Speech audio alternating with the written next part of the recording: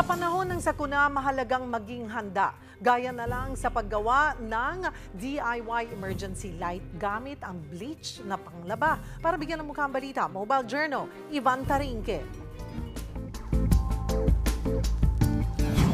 Matapos ang malaprosesyon ng mga bagyo nitong buwan, marami sa ating nakarealize na dapat laging ready. Laging nagiging problema ang brownout.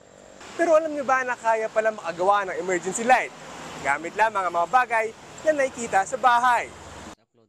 Plastic, aluminum, copper, at bleach.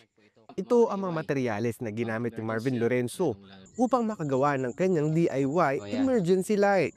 Hindi ito gumagamit ng battery ha. Kapag pinagsama kasi ang aluminum, copper at bleach, nagkakaroon ng chemical reaction na nako-convert para mapailaw ang isang bumbilya. Pagka siya ay sinubmerge mo into electrolyte, which is yung chlorine, nagkakaroon na siya ng chemical reaction. Then yung chemical reaction, nako-convert siya sa electrical energy. Kayang pailawin ng kombinasyon ng aluminum, copper at bleach ang mga 1 hanggang 3 watts na bumbilya.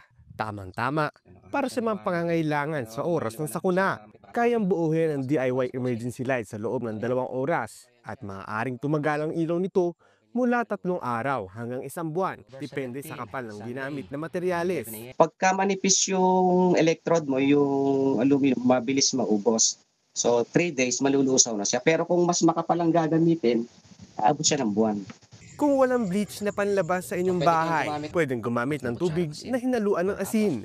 Yun nga lang, di kasing lakas ang ilaw gaya sa bleach. Ngayon, kung mga 3 days, 4 days na uulan, kabili ng battery, ganyan, o malayo ka, sa remote area ka, kung nakapag-prepare ka at meron kang ganito, magagamit mo siya ng matagal.